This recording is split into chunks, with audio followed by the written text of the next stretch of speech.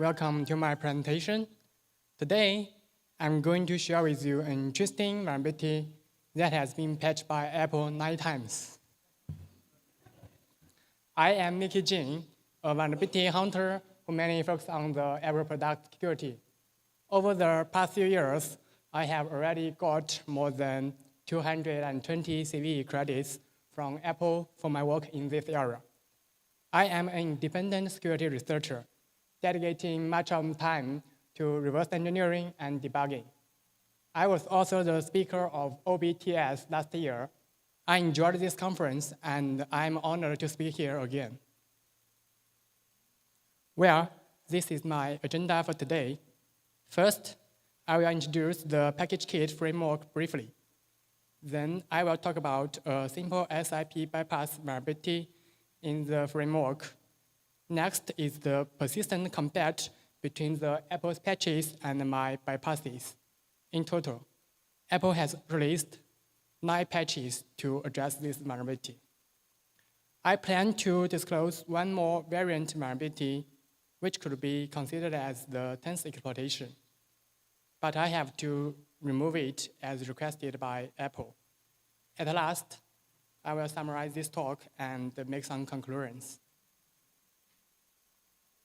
There are so many documents and blogs about the SIP on macOS.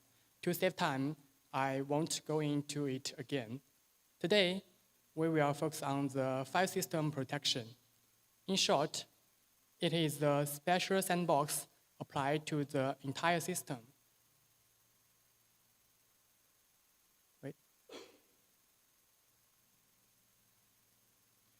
The configuration file is the rootless.config. Take the location /library/Apple as an example. We can see that it is restricted and the special rootless extended attribute. If I try to touch a file in this location, it returns the error operation not permitted, even if I execute the command with root privilege. The vulnerability I'm talking about today exists in the PackageKit framework. So let's take a look at the framework first. PackageKit is a private framework bounded with some executable binaries. It is responsible for the PKG installation. The service install-d is for the common PKG files, while the system install-d is for the Apple-signed PKG files. Both of them are running at the root, sharing same implementation in the PackageKit framework. So, why is the framework so attractive to me? First, the install-d service presents a potential risk for root privilege escalation. Second, the system install-d service, which has the powerful SIP-related entitlement, can be exploited to bypass the SIP protection. Third, there is a history of numerous disclosed vulnerabilities associated with this framework. In fact, I have personally discovered over 40 vulnerabilities in this. There are many possible attack surfaces within this framework. The main attack surface exists in the install operations. As we can see here, there are over 20 different install operations implemented. Some operations can be triggered in some special scenarios during the PKG installation.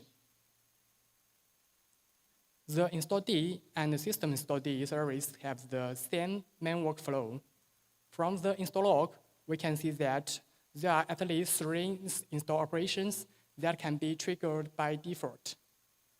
Firstly, the pk extract install operation is designed to extract the payload contents from the PKG file to the install sandbox root path. Secondly, the pk run package script install operation is responsible for executing the install scripts embedded in the PKG file. In the past, I have disclosed so many vulnerabilities in these 2 install operations. Today, our focus is on the pk-shove install operation. The pk-shove install operation is designed to shove the payload contents from the install sandbox to the install destination path. Note that when installing an Apple-signed PKG file, the source path is usually SIP protected, while the destination subpath may not be protected. After reversing the class pk called shav, I found that the shav logic is a bit of complicated. It's not equal to the move operation. In most scenarios, it will call the method link file, which internally calls the rename API.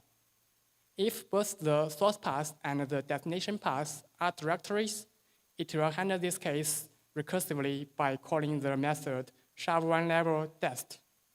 If the source path is a directory while the destination path is a symlink, then what will happen? So my motivation comes from this question.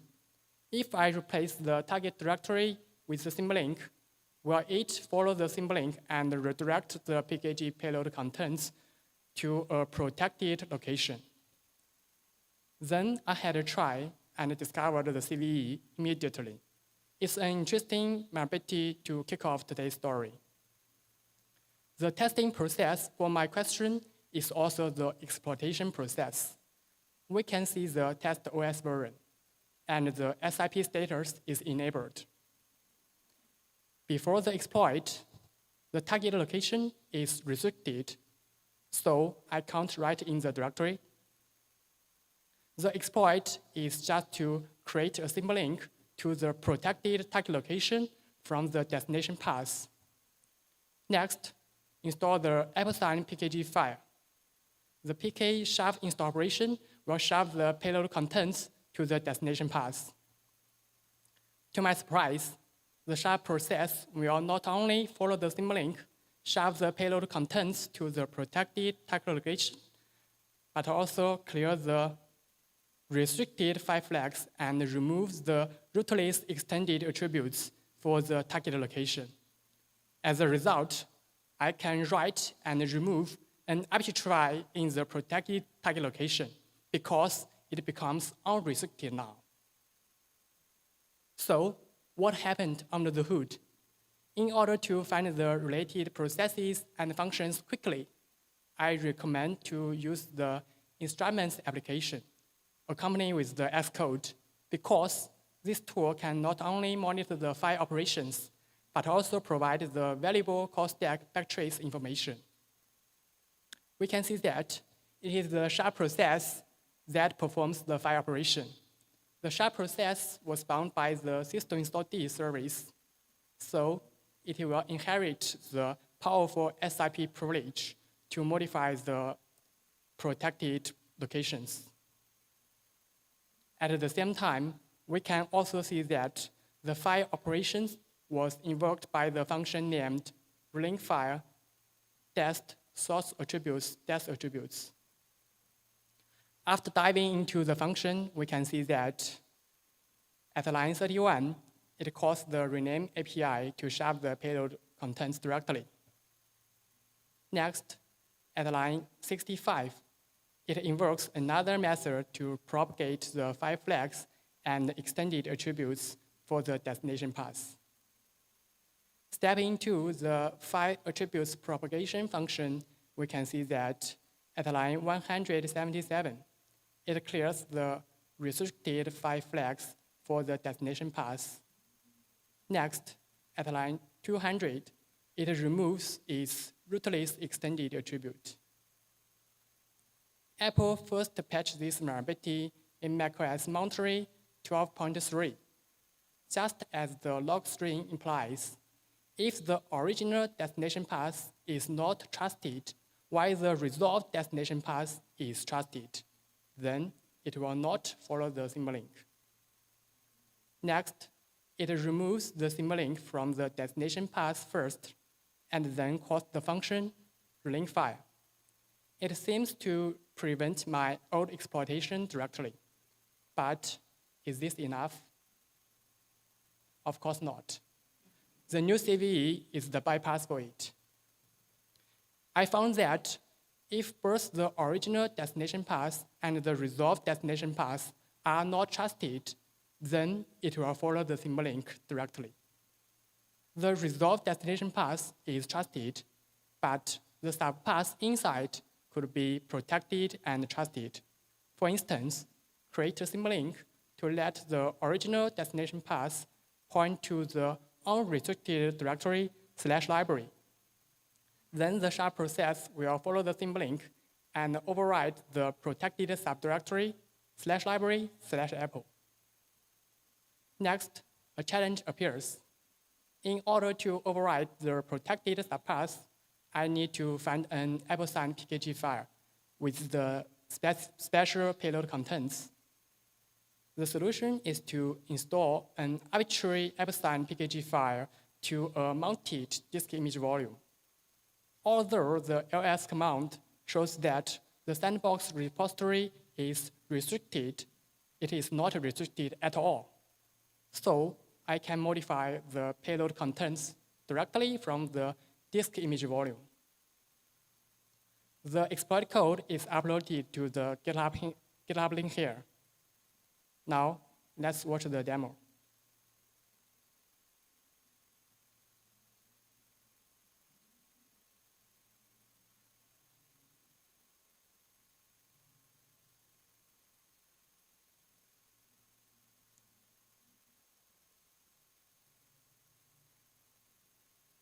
Okay, sorry. Okay, time is limited. I won't play the demo video right now. But the link is here. You can check from the YouTube link. That's,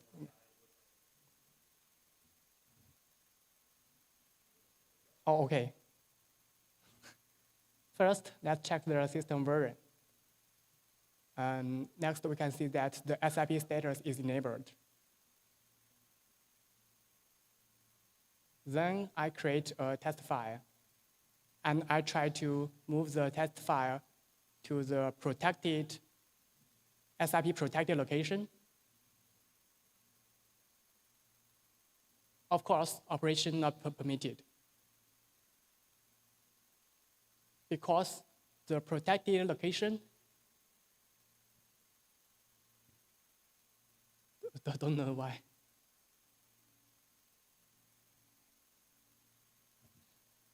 Okay, let's skip the video. You can check the demo YouTube link. Apple patched this vulnerability again in macOS 12.6. If the extracted payload is not trusted, then the SHA command will be spawned with an additional parameter -d like this. Then, in the SHA process, it will drop the powerful SIP privilege by using the API CSOps. The solution seems reasonable and cures my exploitation again, but is it okay now? Not yet. The new CVE here is aligned for the new bypass. At line 84 and 86, it checks whether the extracted payload path is trusted by using the unsafe API, rootless check trusted, and rootless protected volume. It's easy to bypass them with symlinks. Here is how I exploited this issue again. First, create a DMG file and mount it. Then install an Apple-signed PKG file to the mounted disk image volume. Next, before the system installed service calls the unsafe API to check the extracted payload path, replace the path with the symlink to a trusted location. As a result, the SHA command will be spawned without the parameter -d and won't drop the powerful SIP privilege. Finally, replace the extracted payload path with our real payload. Then I encountered a new challenge. The SHA process didn't follow the symlink because the source path and the resolved destination path are not on the same device. The source path was from the mounted disk image volume, while the resolved destination path was on the root volume. So the solution is to create a symlink to let the install Sandbox repository point to a path on the root volume. Then the SHA process will follow the symlink as expected. Time is limited. I won't play the demo video right now, but the link is here. Apple patched the issue again in macOS 13.2 by using the safe API, rootless check trusted FD. The file descriptor was opened with the flag to open the symbolink itself instead of resolving the symbolink. However, a new ridiculous issue introduced accompanying with the patch. CVE-2023-42853 is assigned for the new issue. After reversing the patch function, I found that it checks whether the shaft toolpath is SIP protected instead of the extracted payload path as before. Of course, the shaft toolpath from the system private framework is SIP protected. So the check at line 37 always returns true. The exploit code is simpler than the old one because the ridiculous coding issue helps me win the race directly. The demo video link is here. I won't play it now. Apple patched the issue again immediately in macOS 13.3 by checking the extracted payload path instead of the system shaft path. But is it enough? Not yet. The new CVE is for the bypass again. On the one hand, at line 44, if the parent path component is a symbolink, then the open API will still follow it.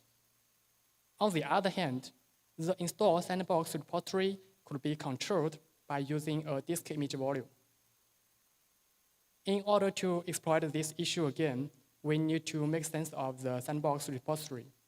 It is a directory returned and created by a member function of the class pk install Sandbox manager. There are 4 kinds of different Sandbox repositories.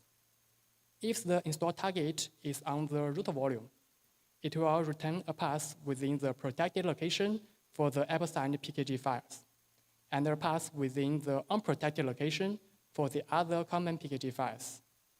If the install target is not on the root volume, it will return the corresponding path within the target volume. Here is how I exploited this issue again by using the mount trick. The key point here is that once it creates the path in a DMG volume as a Sandbox repository, I can eject the DMG volume immediately. Then the Sandbox repository will be on the root volume with the controlled prefix path. Next, the service will create the restricted payload directory in the Sandbox repository. Because the payload directory is now restricted, the shell command will not drop the SIP privilege. In order to modify the payload directory, I have to mount another DMG file to overlap the restricted payload directory. As a result, it becomes unrestricted, and thus I can put my malicious payload there. Apple patched the issue again in macOS 13.5 by checking whether the install Sandbox repository is trusted, so the mount tree can no longer work. In addition, Apple took my suggestion that I proposed at the conference POC 2022. Now, if the install destination path is not on the root volume, it will use the unprivileged install-d service to handle the install request for the Apple-signed PKG files, instead of the privileged system install-d service. Well done, but is it enough? Not yet. The new CVE here is assigned for the new bypass. Let's review the sharp logic again. If the source path is a directory and the destination path is a symbolink, it will determine whether to follow the resolved destination path. If the original destination is not trusted and the resolved destination is trusted, it will not follow. Otherwise, it will follow the resolved destination and shove the payload contents there. After shoving to the resolved destination, it will propagate the file flags and extended attributes. It checks whether a path is trusted by using the API rootless check trusted FD. However, this API can only check the restricted file flag, while the special no unlink flag is ignored. Then I did a test. First, I created a symlink to a location that has the special no-onlink flag, such as the directory /library/application support. That can be mounted due to the special file flag. Then I installed the Apple-signed PKG file. As a result, the SHA process followed the symlink and cleared the special file flag. As a result, it became mountable. So the issue can be exploited to bypass the TCC protection completely. After clearing the special file flag and mounting to the path, the TCC database can be hijacked directly. Time is limited. I won't play the demo video right now, but the link is here.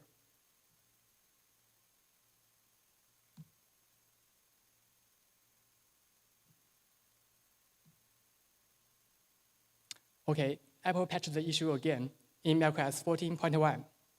Now, if a file path has the special not-on-link flag, then it will be considered as fully protected too. Seems better now, but is this enough? Not yet. A new CVE here is for the bypass again. At line 291, it checks whether the resolved destination path is fully protected, but the path is opened with the flag nofollow, rather than the flag nofollow any. So I can't replace the last component with the symlink directly, but I can replace the parent path component with the symlink. The exploit script is as follows. It can be used to clear arbitrary system file flags of an arbitrary path. First, create a symlink from the parent path component to make sure the resolved destination point to an unprotected location. Next, install the Apple-signed PKG file to trigger the SHA process. Then monitor the file descriptor opened by the SHA process. Once the resolved destination path is opened, it means it will bypass the check because the opened file descriptor is not trusted. Then race to replace the parent path component with the symlink to the protected target location. As a result, the SHA process follows the symlink, moves the payload contents to the protected target location, and clears its system file flags. Apple patched this issue again in macOS 14.4. Now, if the original destination path is not trusted, then the resolved destination path will be opened with the flag nofollow any. This flag prevents the use of any symlinks in the path components. But the exploits never end. I bypassed the patch 2 more times again. Apple patched them as the CVE-2024-23275 and the CVE-2024-42853. Time is limited. I won't disclose them at this conference, but I will post a blog for them. So please stay tuned. Here, I was going to drop one more variant of this vulnerability. At first, Apple told me that the variant vulnerability had been addressed in macOS QR 15, and my credit information can be found in their additional recognitions. I asked them why there was no CVE assigned. They just started talking nonsense. However, through my test, I could still reproduce this issue on the latest macOS system without changing my old exploit code. So this is still a zero-day vulnerability. 2 weeks ago, Apple asked me for the draft slides. They acknowledged their mistake and asked me not to disclose the issue until they actually fix it. So I removed the 0 day from this talk. Okay, it's time to make a quick summary. In this session, I talk about what the PackageKit framework is, how it works, and the attack service in it. Then I shared an interesting SIP bypass vulnerability and an unforgettable bug hunting journey. The exploitation codes are publicly available for research purposes only. Now, you might realize that the quality of Apple's code is not as good as imagined. Specifically, The ridiculous coding issue proves that less testing and code review prior to release. And Apple often patches our reports silently without asking for a review. Well, that's fine. We can bypass the patch again and again. Thank you.